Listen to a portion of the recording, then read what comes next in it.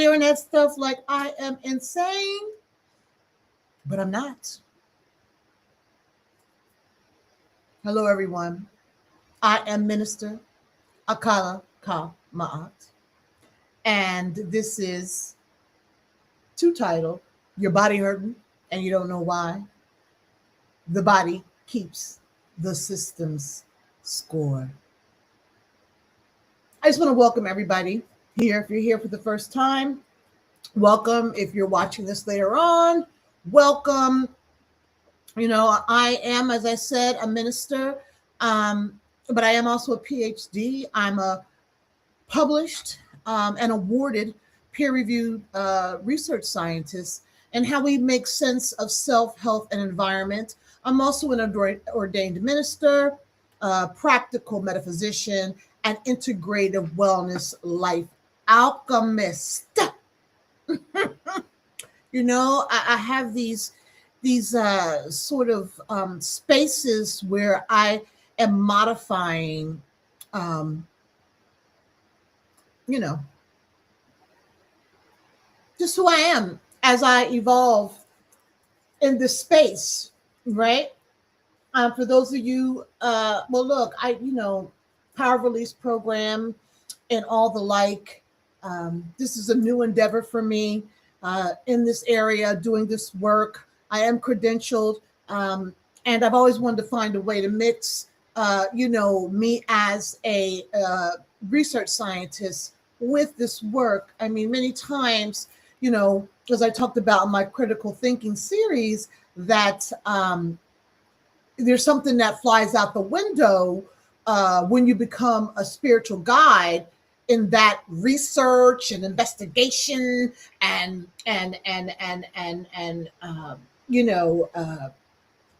analytics, data collection, interpretation, and all that stuff may seem for some like, what? How's that mixed with spirituality? Well, it does. And it's up to the individuals who have these skill sets to bring them together. So yes, this is my modality of seeing what works in this social media space. I have to say, I am becoming extremely sort of concerned regarding my work here. I will keep going. I haven't hit the 6-month mark yet. I still am putting in all I have and trying different things over this time to see what lands and what doesn't. But I'm here today to talk about something that is really important. And I want to start in a different place than usual. Okay. And I got my notes, so I don't care what anybody says. Yeah, I'm an expert. I know a lot. And if you get me someplace, I will talk just from myself. But when I'm doing this work presentation wise, in a way to communicate information I feel is critical, I need notes. I like notes to keep me on track and to make sure I am disseminating the information that I believe is necessary to get out. My notes, and that way I don't go all over the place talking about 50 million thousand different things, because I am a spectacularly complex, multifaceted Black woman, as many of us are. Okay. So I want to start in a different place than what I usually do, because today I need to talk to you about something that is not separate from spiritual work and the work that we've done together on this channel. If you looked at any of these videos, if you engaged in any of these guided practices, what I'm talking about today is spiritual work.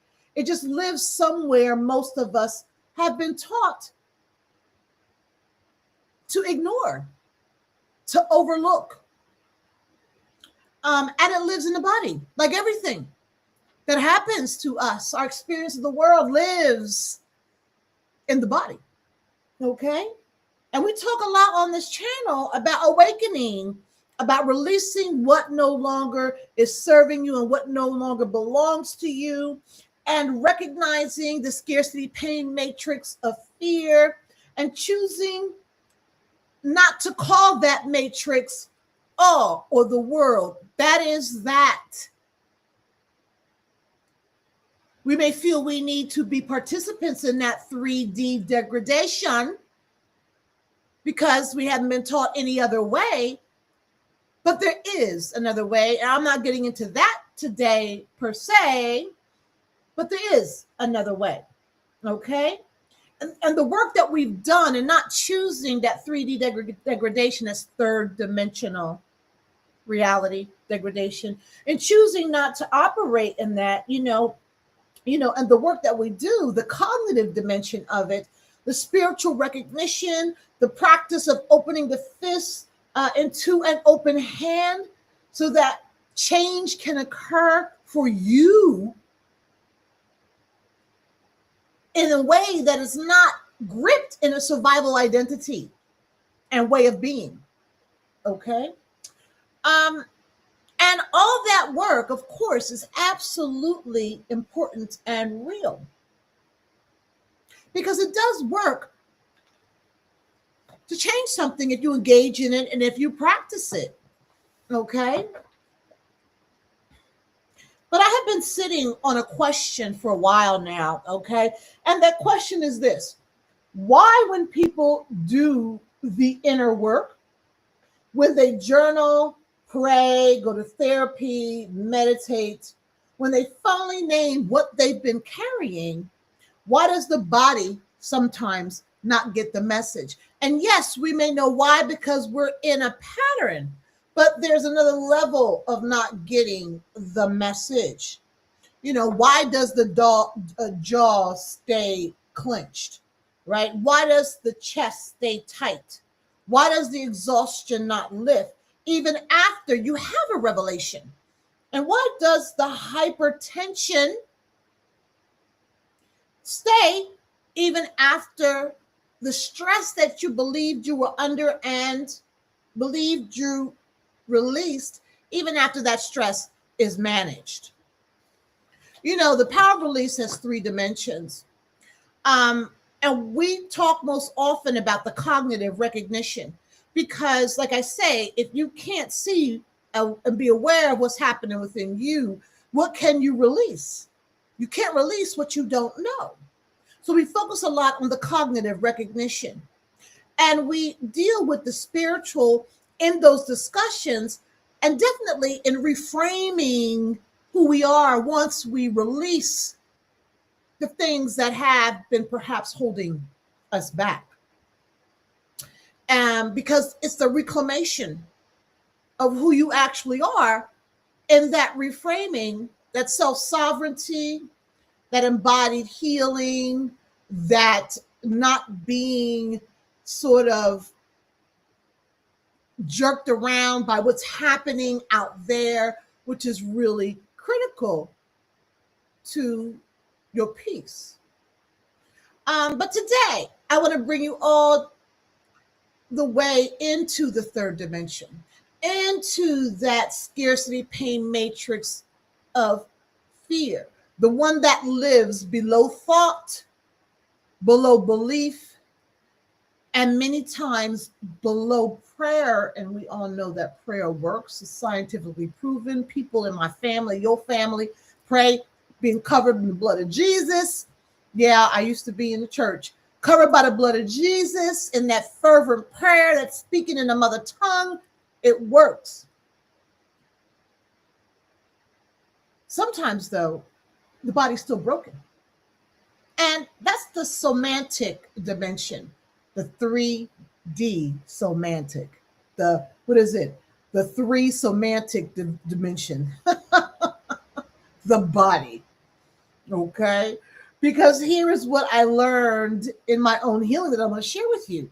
And I also learned this in working with clients. You cannot think your way out of what the body's holding. That's one thing that I talk about a lot. You can't think your way out of it. All right. You can have every spiritual breakthrough in the world, and the tissue and the issue will still be braced by and of the body. Okay. The nervous system will still be waiting for the next assault, right?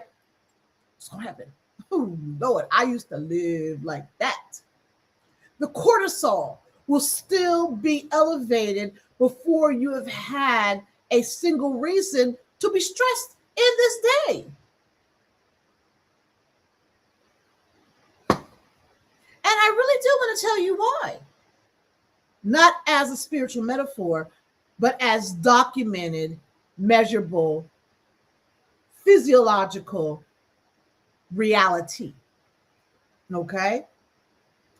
What your body is holding right now, the tension, the fatigue, the inflammation, the hypervigilance, it is not a failure of your faith or your practice.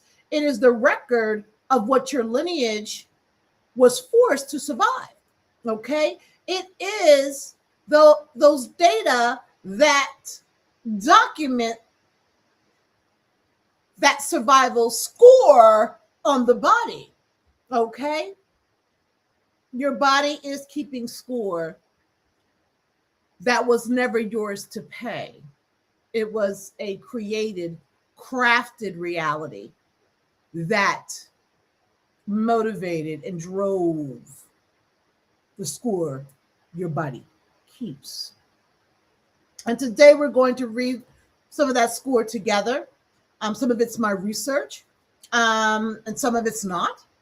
Most of it's not, because one thing I've learned as an academic is when you're presenting your research, even when you're writing it for publication, you don't want to quote yourself too much, because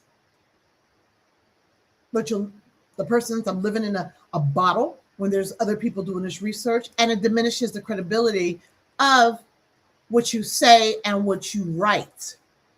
Now, maybe that is a Eurocentric perspective, but it's what I respect, because I do not want you to think that I'm speaking in a bubble and that I know everything. I know a lot.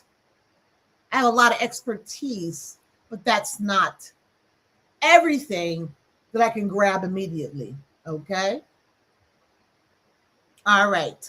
So, we're going to look at some of the statistics, look at the numbers, what they actually say. And then this is the power of release, and what do we not, and we do not want to stop. Wait. And then, because this is the power of release, and we do not want to stop. Oh, and we don't want to stop at wounds. I'm telling you, sometimes I write this stuff and I get my own stuff confused. We are going to talk about what it means to reclaim the body as sacred ground, not damaged ground, not ground to manage, but sacred ground. So this is episode 4 of the Power of Release series. 2 names I gave it: your body hurting and you don't know why, and the body keeps the score. So let's get into this, all right? It's a lot of stuff, and I want to share it because sometimes we don't see or hear the big picture. We just think, I don't know what we think sometimes as to why we're sick. But we're going to look at some of that right now. And before, I get into those data, you might identify where the tension is being held in your body right now: jaws, shoulders, chest, stomach. If you're sensing this, drop it in the comments, please. Okay. And so today, looking at how the body keeps the system score, I want to be clear about what that means. The system has a score, and that's the systems, intersectional systems in which we live. They keep a score, okay? And that's a metaphor, but literally the body keeps the score. That's a book. I'm not trying to bite the book. I'm saying the body keeps the system score, because everybody seems to be oblivious to the ways in which this society acts on Black bodies when discussing some of these things. And as many of you know, my placement in all of this is that this 3D scarcity, pain, matrix of fear in which we physically inhabit is the key to everything physiological, psychological, environmental. It's the problem. It's the thing that causes all the problems in our bodies, in our minds. And I could go through all the research in regards to that. Um, but the matrix is extremely damaging. It's not just for Black folks. I mean, look at what's happening with Hispanics. I mean, their health disparities are increasing due to the things that are happening to them. We don't even have all those data yet regarding what's happening to them in these concentration camps. No air quotes, okay, or I should say, in these detention centers. There's no data on that yet, but I am absolutely sure the disparities will increase, particularly as hopefully the society changes. You know what I mean? And we see the trajectory like 3 months out, 6 months out from what is occurring now, and when it ends, what is actually happening within Hispanic populations. And so I don't want to dismiss the very serious health ramifications of this administration and what is happening to Hispanics as somehow less than. They are really bearing the brunt of things. And in a recent report by the Commonwealth Fund, who does who just put out a report in 2024. You know, I do a lot of trend data analysis. You know, they have a heightened barriers, financial barriers, and that impact their care. I'm just going through Hispanics real quick, just so you know. Hispanic children, adolescents are less likely than white children to have age-appropriate preventative care and dental visits. And I'm just giving homage to Hispanics right now.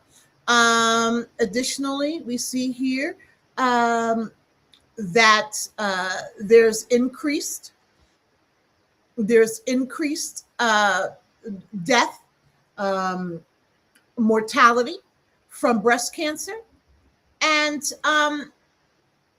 those are just some. And I'm not going to get into all the other social determinants as they impact them, but Hispanics in America are really having a hard time. My area of expertise is African American health. In particular, I focused on Black women's health, but today I'm going to do just overall Black health. I'm not trying to essentialize every Black person in America because we are not monolithic, but there are macro experiences and impacts that have the capacity to infect all Blacks.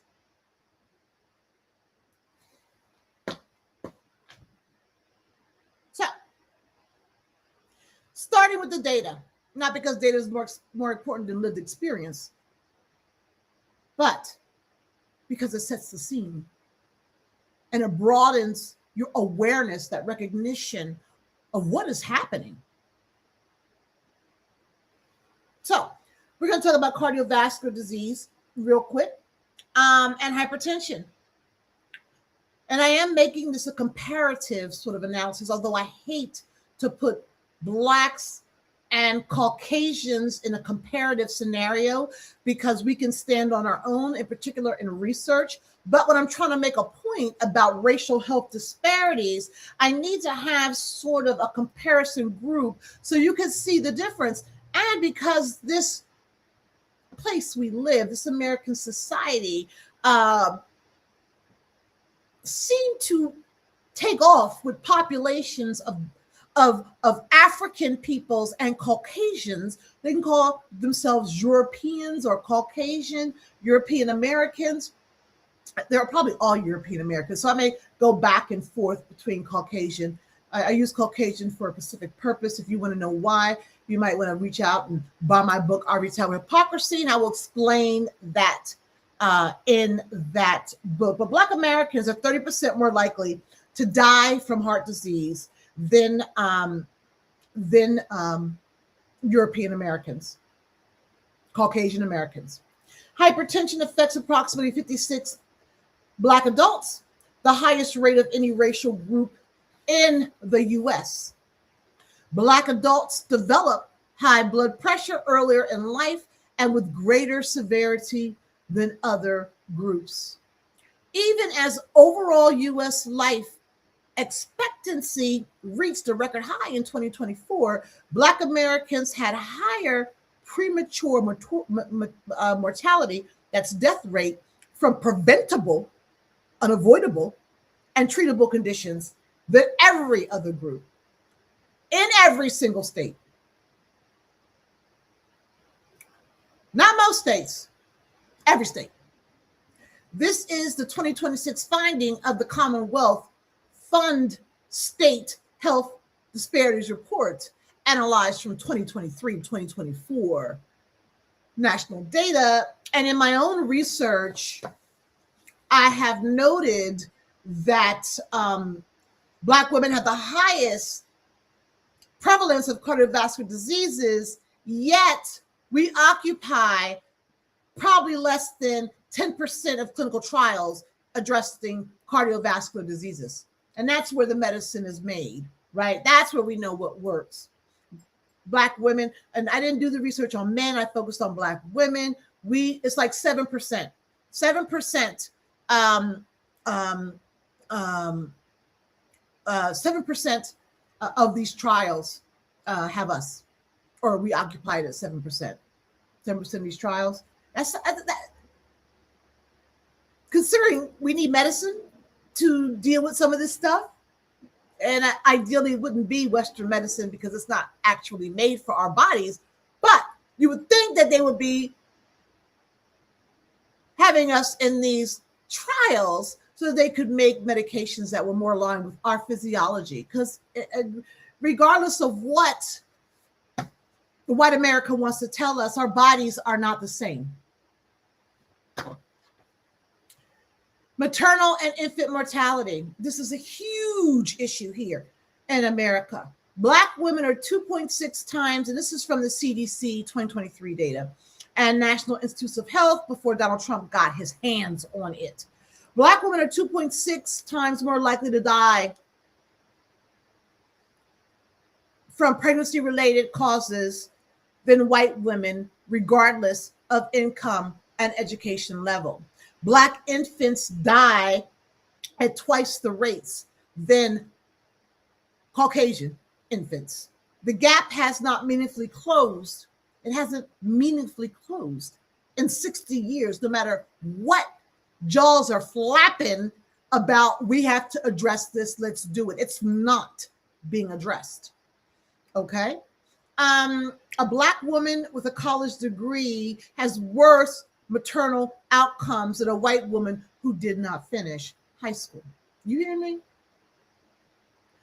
Black women are dying from breast cancer at the highest rates of any racial group in almost every state, despite receiving mammograms at comparable rates, the same rates as Caucasian women. The 2026 Commonwealth Fund report found the gap is not in screening, it is in what happens after. Delayed follow-up care, insufficient insurance coverage for biopsies and diagnostic imaging, and a system conditioned to minimize Black women's reported symptoms. The screening happens, the follow-up doesn't. And even in my research and looking at the strong Black woman stereotype in women, Black women who were pregnant, there is a significant prevalence of anxiety and depression and stress we found in the study participants while pregnant, which doesn't bode well. So the maternal mental health, I mean, you know, anxiety, depression, stress is all correlated with premature births, low birth weights, and then also the death of our babies. Okay, we get into that chronic stress here, weathering and biological aging. Excuse me. Mm, excuse me.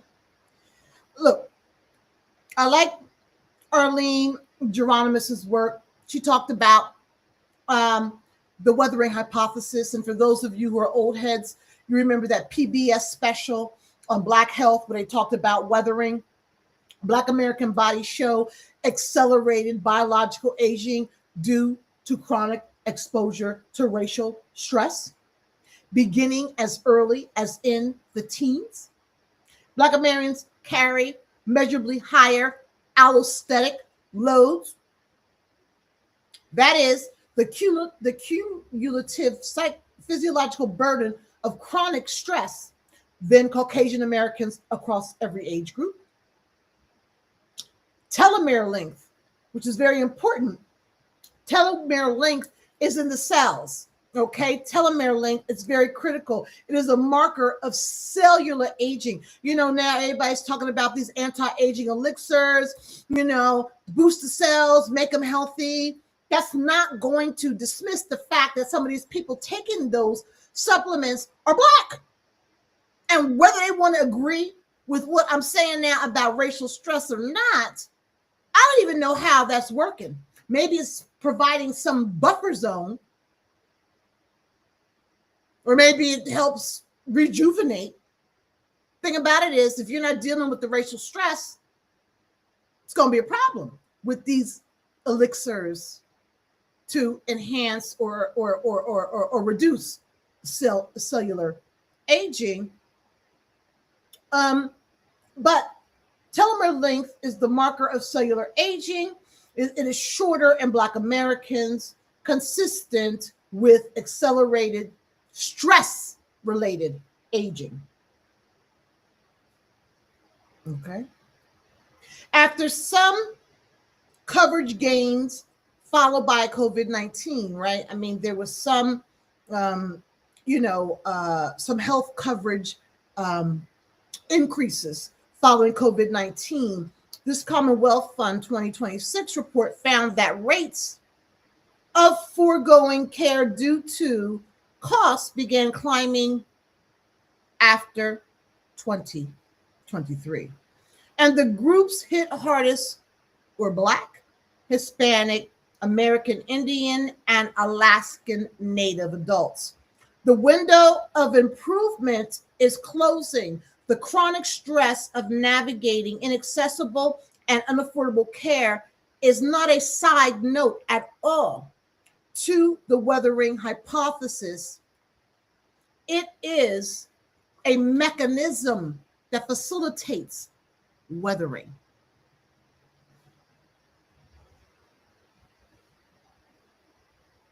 Diabetes and metabolic disease. Yeah, I'm going through all this stuff right now. For those of you who are joining me, I am a peer-reviewed, published research scientist in areas of self, health, and the environment. My specialty is health disparities. I'll add a little pre-word to that. That's crazy. What's a pre-word? Racial health disparities. Okay. And so Black Americans are 60% more likely to be diagnosed with diabetes than white Americans. Black Americans are twice as likely to be hospitalized for diabetes complications and 2 times more likely to die from diabetes. A health gap starts in childhood and is maintained deliberately through inadequate preventative care. In all but 8 states, Black and Hispanic children are less likely than Caucasian children to receive age-appropriate preventative dental and wellness visits. A child who doesn't see a dentist at age 5 is not making a lifestyle choice. The system is making that choice for them. Mental health. I'm going through all of this.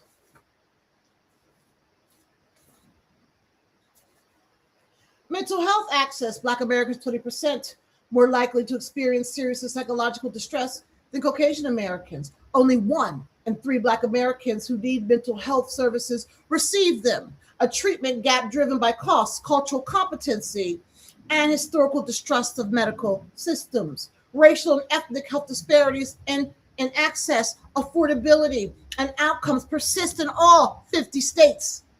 Not most, all 50, including the states held up as national leaders: Massachusetts, Connecticut, New York, and Rhode Island. The Commonwealth Fund in 2026 report is explicit. Strong health systems do not automatically produce equitable outcomes. Targeted race conscious policy is the only mechanism that narrows this gap. Without it, the gap widens regardless of how good the system is for everyone else. And there's another layer to these health disparities, right? So while the system is keeping score on your body, there's also another bubbling up of the ways in which our spiritual connectedness and capacity to live fully and freely and expressively bears a burden on our bodies as well. There are schools of thought that, for instance, liver cancer is due to not being able to realize your dreams, right? In life, not being able to live in life, having things cut off, not being able to realize your full self. Some would say diabetes is due to, because it's up near the solar plexus, is due to the lack of validation,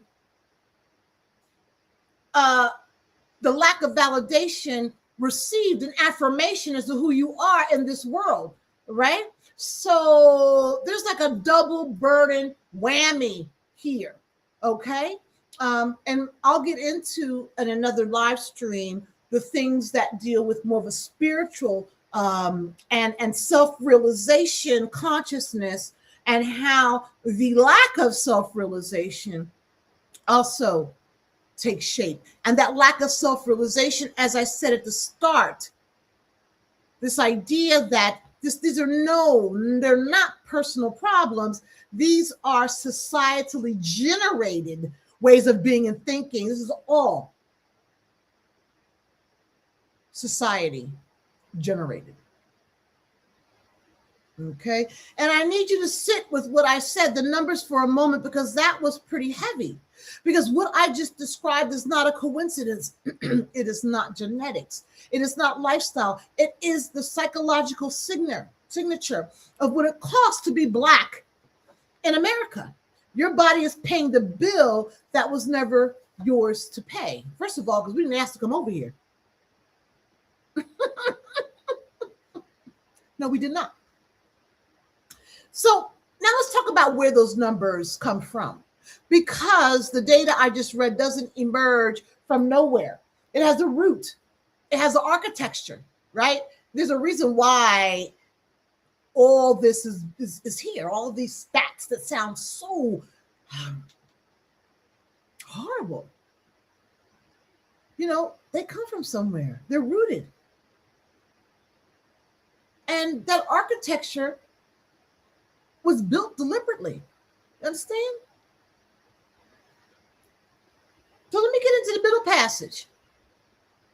Yes.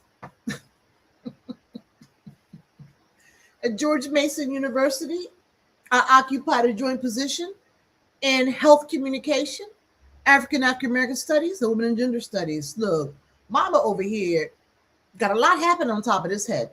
All right. So just bear with me. If you're sitting this long, continue, because this is important information. So the middle passage, right? Before we talk about American medicine, I'm going to get into that. We have to talk about what happened before America, right? The forced migration of African peoples across the Atlantic. And I'm going to say even before they got on the boats. I mean, can you imagine the trauma Africans felt when they were ripped away from their homes or sold by people they trusted? Because the people they trusted were being manipulated by Caucasian colonialists, imperialists. It's started out with complete and utter fear, right? The nervous system, talk about freeze, fight, and flight. All they could do was freeze or die. Many people tried to escape. Many people got killed. I'm sure in Africa, before they got on the ship, some got away. And then they got on the boat. So, the forced migration of Africans across the Atlantic is called the Middle Passage. And this was not only a geographic journey, it was physiological rupture. Millions of people were torn from their land. Millions of Africans were torn from their land, their language, their community, their cosmology, how they think about their place in this, in everything, in the cosmos, spirituality, cosmology, the frame of reference to being. Everything the nervous system uses to orient itself and feel safe was taken away from them. And they were subjected to conditions of violence, starvation, dehydration, and terror for months. Not to mention, they were thrown willy-nilly over the side of the boat, dead, thrown alive, shot, killed, raped, thrown over. I mean, I can really get into some of the nitty-gritty of what happened on those ships. That's another live stream. So the research on epigenetics, which I've talked about on this channel, the study of how experience changes gene expression, tells us that trauma of this magnitude does not stay in one body. It moves through generations, like that inherited trauma, that inherited stuff that we move with and through without knowing it exists within us. The stress hormones produced by our ancestors on those ships, the cortisol, the adrenaline, the chronic activation of the sympathetic nervous system altered the biological instructions passed on to their descendants. Okay? We carry in our cellular biology the memory of what our ancestors were forced to survive. And there are many Black and brown people, Black folks, who will just, doesn't affect, they're like white, they're like Caucasians in slavery. Oh, I didn't do that. I wasn't a part of that. So you got folks today, Black Americans. Well, that was back then, doesn't affect me now. Divorced from an epigenetic understanding of what is actually going on in their body. So, and this epigenetics is not a metaphor. This is real, okay? And it is why the health disparities in Black America cannot be explained by choices and behaviors alone, all right? Some of what your body is doing was programmed before you were even born. That's pretty powerful. And then we have shadow slavery, right? And the birth of American medicine. Here is something the medical system does not teach you or students. American medicine, the gynecology, the surgery, the anatomy, the pharmaceutical testing was all built on Black bodies, not metaphorically, literally, okay? And there's a person named J. Marin Sims who is called the father of gynecology, okay? He performed an experiment on enslaved Black women, thousands, if not hundreds of thousands, without anesthesia. And a scholar that I love, Harriet Washington, wrote the book Medical Apartheid, which is very, very, very profound and clear in its explanation of how Blacks were treated in America as far as their bodies, medicine, objects of of just, I guess, fascination on one level, putting us in zoos and circuses behind cages, and people will come and see our families. This shit just sounds really, really, really messed up. Like, they had us in zoos, in circuses, families, where Caucasian could come and look at us. Look, that's deep. That's real deep. So this demented, deranged Caucasian, J. Marion Sims, the father of gynecology, operated, and we know about this one woman, operated on this same woman dozens of times, refining techniques on bodies that had no legal right to refuse. He then took those techniques to Caucasian women with anesthesia. The medical knowledge that built the specialty of gynecology was extracted from Black women's pain.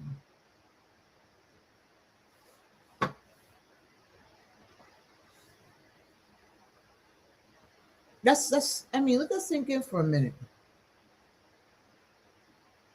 Medical schools throughout the antebellum South used the bodies of enslaved and freed Black people, right? Often stolen from graves, often from people who had been executed, as the primary teaching material for anatomy. The first American doctors learned the human body on Black bodies that had not consented to teach them. And why do you think that Black folks don't want to donate organs? Not to mention dentistry was happening back then. There's a tale of in Harriet Washington's book about a Black man who had a toothache. He went to the dentist to put him in some weird chair, like an electric chair, and the man just hit him with a hammer, knocked his jaw off. No anesthesia. They did this to a living being. And then, I don't know, did something to his mouth, didn't fix it. Broke the man's jaw while he was restrained and restricted in a chair that he could not get out of.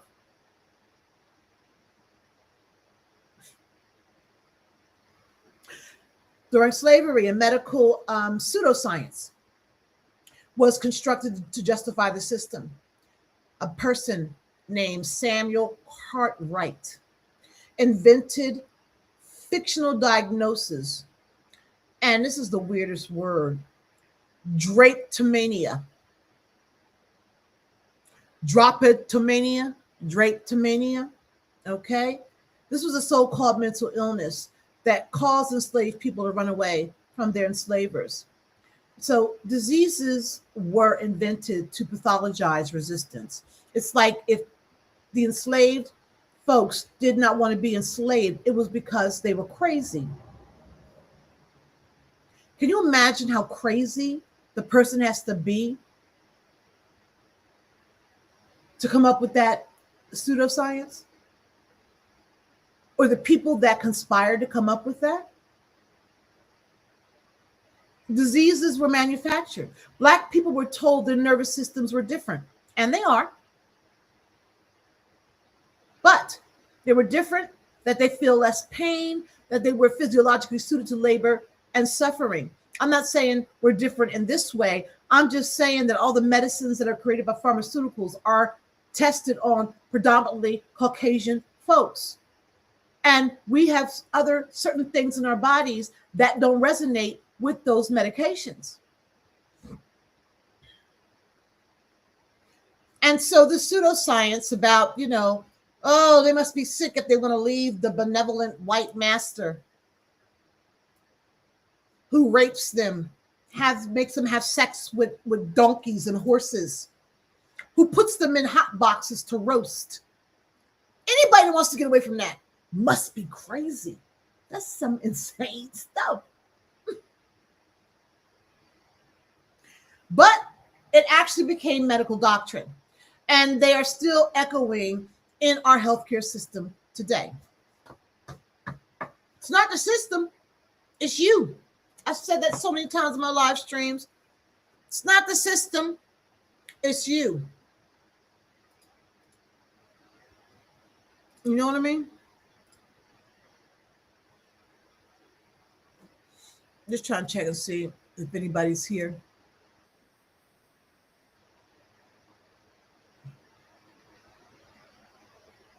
It's probably me watching me. Mm.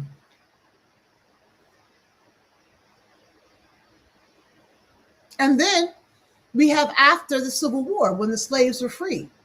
So we went from forced migration, slavery, and now we have freedom. 1619 Project.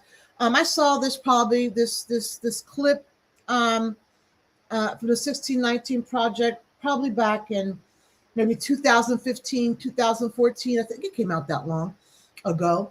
And it talked about what happened to the slaves after they were freed. And you have to understand that they had nothing. They were happy to be freed. They had some sense of liberation, but they had nothing. They slept in toxic holes with chemicals because they had no place to sleep. And they absolutely had no medical care except the root working of the matriarchs in Black communities. The natural herbs, rituals, whatever seemed to be effective. But post-slavery, the freed slaves were destitute with no medical care. Many, many, many died. That's a 1619 Project. And studies published as recently as 2016 found a significant proportion of medical students and residents still endorse false beliefs about biological differences between Black and white patients, including that Black people have thicker skin and less sensitive nerve endings, which means they don't feel pain. We could experience pain differently, but we still feel pain. My own co-authored research in 2024 and what's currently under review right now revealed critical limitations in the teaching of race, racism, and racial disparities in medical school, and a lack of historical depth, continuity, and evaluation of this context, of lack of historical depth, a lack of actionable guidance to address racial disparities in clinical practice, and a dissonance between the emergent anti-racist medical school content, and national licensing examination. Medical schools teach to the national licensing exam. They teach to people to take that. If it's not on the exam, the medical schools will not teach it. Hence, that's the reason why any emergent racial, anti-racist content that opens the door on racism and racial disparities, there's no time to do that because it's not on the test. And the test is not changing. Probably no time soon. And not to mention, currently in this article I have under review, it's co-authored article under review, the barriers Black men and women have are immense in getting into medical school, okay? Finding mentors and dealing with explicit bias in the classroom and in clinical settings where they train. So the lie didn't die with slavery. It got a medical degree. it got systematized in examinations. It's got an epigenetic footprint that will be there, well, in America probably forever, because I can't imagine anything here changing ever when it comes to equity. So then we got Tuskegee, Henrietta Lacks, and the architecture of distrust. We also have, I saw a documentary the other day about a prison where a whole bunch of Black men were imprisoned, of course, down south, of course. It starts with an H, Holzman. And this dermatologist came in there to do some work, and then he got all excited because he saw all these Black men. Of course, oh my God, all these Black men. Oh, how many experiments can I do? And he did a host of experimentation on these Black men. Some died, scars will never go away. Of course, not to benefit Black people, but to benefit Caucasians. But went to this prison. These people had no rights. They had lingering health issues. And he built his career on it and advanced dermatology through these practices. And then we have Tuskegee with the men who had syphilis. And even after Tuskegee University had a cure for syphilis, antibiotics, did not give it to the Black men because, you know, they wanted to see the life cycle of the disease, and they watched them die, go blind, go insane, and pass syphilis to their wife and their children. And this was funded, monitored, and continued for 40 years by the U.S. Public Health Service. That's 4 decades. 40 years. So it started in 1932. The antibiotics, penicillin became available in 1947, and the experiments ended in 1972. Yes, this went into a whole series of evaluations, and I believe the Belmont report came out, and all these sort of recommendations and ethical policies and standards regarding human subject research. But don't sleep on this. These things are happening this very day, maybe not in front of our faces, or probably in front of our faces. They're just not telling us, but these things are still happening.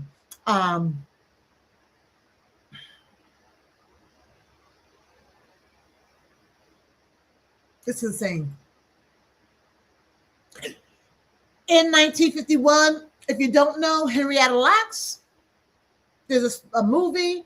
Oprah Winfrey put the movie out. There's a book. I read the book. She went to Johns Hopkins Hospital in Maryland with cervical cancer. Cells were taken out of her body without her knowledge or consent. Those cells, they even named them HeLa, Henrietta Lacks. HeLa cells became the most important biological material in the history of modern medicine. Let me tell you this. They were used to develop polio vaccine. They contributed to cancer research, gene mapping, in vitro fertilization, and COVID-19 vaccine development. The medical industry made billions from Henrietta Lacks' body. Her family received nothing. Her medical records were published without consent. Her cells were commercialized across the globe. She died at 31. I tell you these stories not to produce rage, although rage is an appropriate response. I tell you because when Black Americans distrust the medical system, that distrust is not irrational. It is historically informed. It is the reasonable conclusion drawn from documented evidence, as I've shared some, just a small bit with you. And the system that produced those stories is the same system that is now being dismantled in ways that will cost Black lives.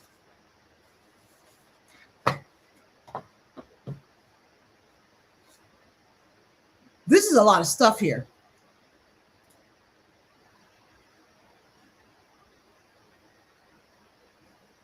I mean, this is a lot of stuff.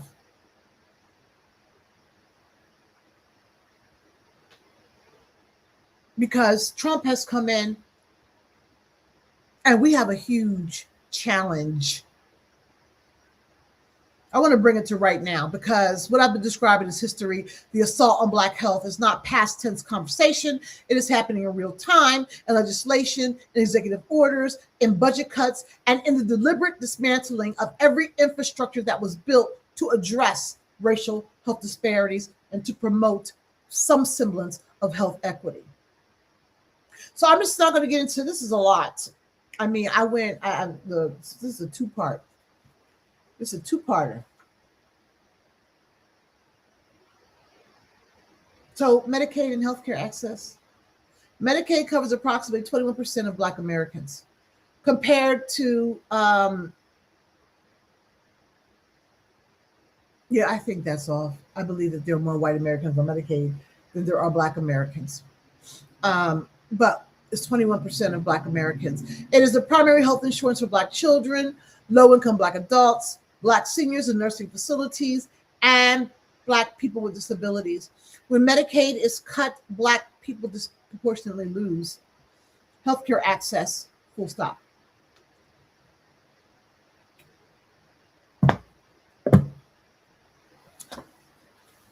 If you got something happening and you want to put it in the chat, I'll be more than happy.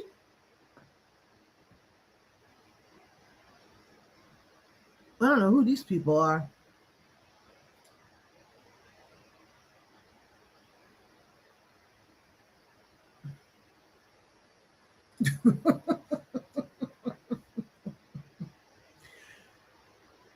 So, the current administration's budget proposals include significant cuts to Medicaid, as many of us know,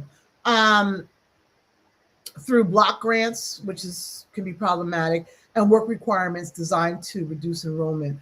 Work requirements have been shown in every state where they've been implemented to primarily remove eligible people from coverage. All right. Not because they don't work, but because the bureaucratic burden of proving they work creates a burden that falls hardest on those with the least resources to navigate it.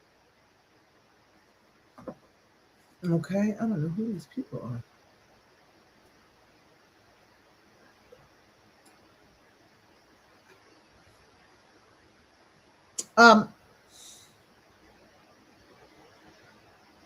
So the current administration legislation cuts federal Medicaid funding by $1 trillion, a 15% reduction over 10 years. Nearly 15 million Americans total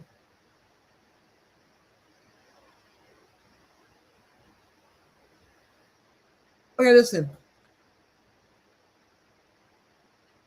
1 trillion, a 50% reduction over 10 years in Medicaid cuts. This impacts 11.8 million people. They will lose Medicaid coverage. Okay, with 3.1 million more losing marketplace coverage. Nearly 15 million Americans total in losing marketplace coverage. Black Americans who rely many times, some who rely on Medicaid, will absorb the disproportionate share of those 15 million losses. Okay. After Medicaid redeterminations in 2023, rates of foregoing care due to costs climbed among Black adults, reversing years of pandemic era gains. This is what managed removal from healthcare looks like. Not an announcement, not a paper work barrier, an eligibility certification that requires documentation that low income, often unhoused, or shift work people cannot easily produce. The system doesn't say no. It just makes things impossible. The elimination of the health equity.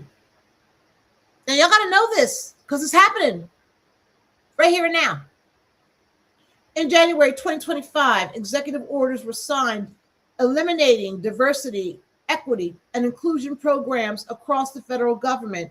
Inside the Department of Health and Human Services, this meant the dismantling of the Office of Minority Health's active programs, the removal of health equity language from federal health initiatives, the termination of contracts with organizations doing health equity research, and the elimination of DEI requirements in medical education funding. What does this mean in practice, you might ask? It means that infrastructure built to address the exact disparities I just read to you, the the maternal mortality gap, the hypertension rates, the diabetes numbers, is being dismantled. The researchers studying it are losing funding. The medical schools training doctors to be culturally competent are losing accreditation requirements. Those data tracking these disparities are being defunded. We're not even going to have look, funding to track what's going on here. You cannot address a health crisis. You are not allowed to name, just like power of release. You cannot release what you haven't named. And this administration is systemically removing the permission to even name it. We got 2 more to go. Bear with me. The CDC has undergone significant budget cuts and staff reductions. Those programs most directly affected include chronic disease prevention, environmental health, and critically, the programs that track racial health disparities. Go figure. When you cut the ability to measure something, the problem doesn't go away. You just lose the ability to prove it exists. And that is a strategy. In a previous live stream, I said there is a axiom in empirical sort of research philosophy. You know, if a tree falls in the forest, does it fall? Well, for Caucasians, if the tree falls in the forest and they don't see it, didn't happen. So this just said the problem, you can cut, these health disparities, people getting sick. It's happening. But there's nobody there to measure it, right? And so it just does not exist.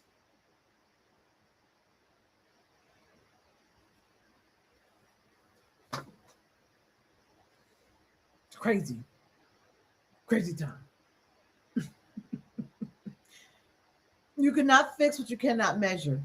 And without data, we lose the ability to identify who is being left behind and direct resources where they will have the greatest impact to eliminate gaps. And that's by the president of the Commonwealth Fund. He said that in April 2026. The administration has cut grants dedicated specifically to collecting racial health disparity data. The 2026 report may be the last for the Commonwealth Fund of its kind with full federal data cooperation. The Commonwealth Fund's 2026 analysis used national data from 2023 to 2024 before the full effect of the Medicaid cuts. ACA, subsidy expirations and health equity program eliminations could be measured. The report states explicitly, listen to this, these policy changes are likely to make it even harder for people to afford and access care and risk widening disparities that are being reported in the Commonwealth Fund report. The 2027 report, if it exists, will show consequences of what is happening right here and now. If any of this resonates with you, please say it resonates, right? It's crazy time right here. And then research consistently shows that Black patients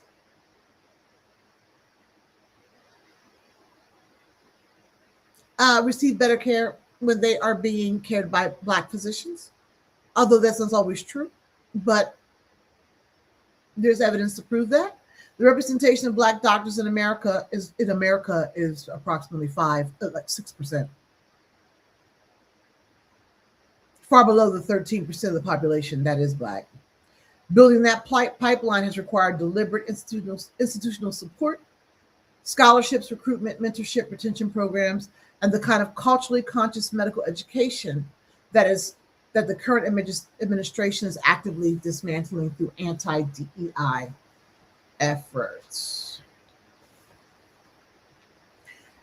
Reading this and sharing this is not fun.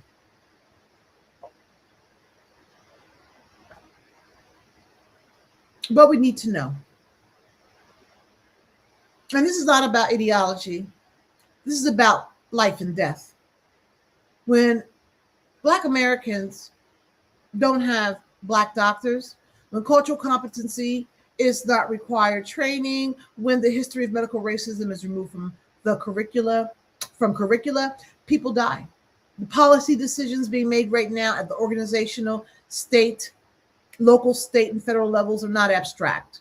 They are inscribed in the gap between who lives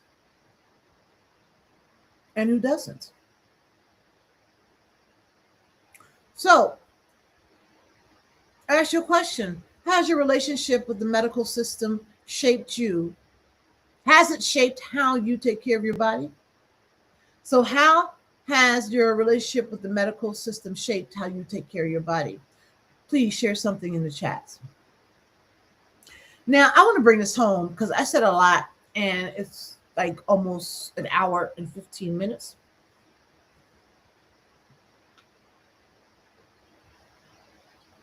So, everything I just described, the middle passage, the medical experimentation, Tuskegee, and policy dismantling happening now, all of that has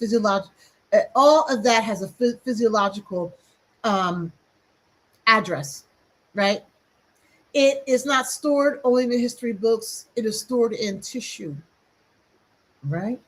In the nervous system, in the epigenetic code passed from generation to generation, in the cortisol levels that are elevated before you even had a reason to be stressed today, in the hypertension that arrived too young, in the exhaustion that doesn't lift after rest. Look, your body is not broken. It's not failing. It is responding intelligently, brilliantly, and intelligently,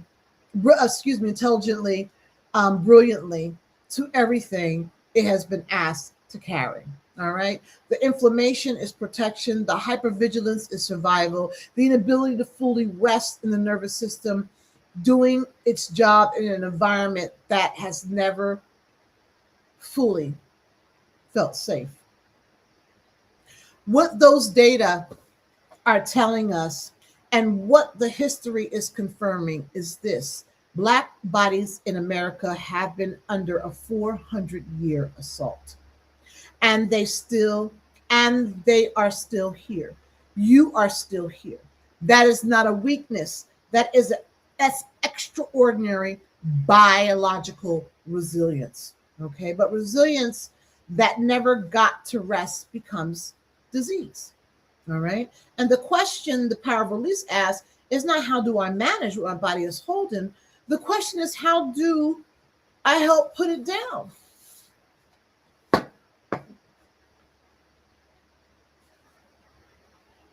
Okay. And so I'm going to end this live stream here because what I will pick up on in the next, I'll do another little bit of this to finish this up, is the concept of somatic sovereignty. All right. We're going to do a little power release practice. And we're going to offer solutions and remedies for how we can move forward in ways that are more that promote more health and wellness within us, because health and wellness, all of this stuff is aligned with on the spiritual axis, right? Everything with spiritual is the axis, and everything revolves around that, right? So for me, the spirituality is critical to this work, all right? And to understanding these things, there are solutions. And so I will come back with a practice. I will follow this up. I don't know, we have a practice coming up at 6:30 today. I might just move that and finish this up this evening at 6:30. We'll see. I thank you so much for being here. You know, check out my link in bio, see if anything resonates for you, Everything on there is free resources except for my published books. And I'm always available to do conferences, speaking engagements on health and health disparities, since that is my wheelhouse. And I love to position those discussions in spirituality and spiritual awakening. Okay. So thank y'all very much for your time today. Be blessed. I will see you soon. Bye-bye.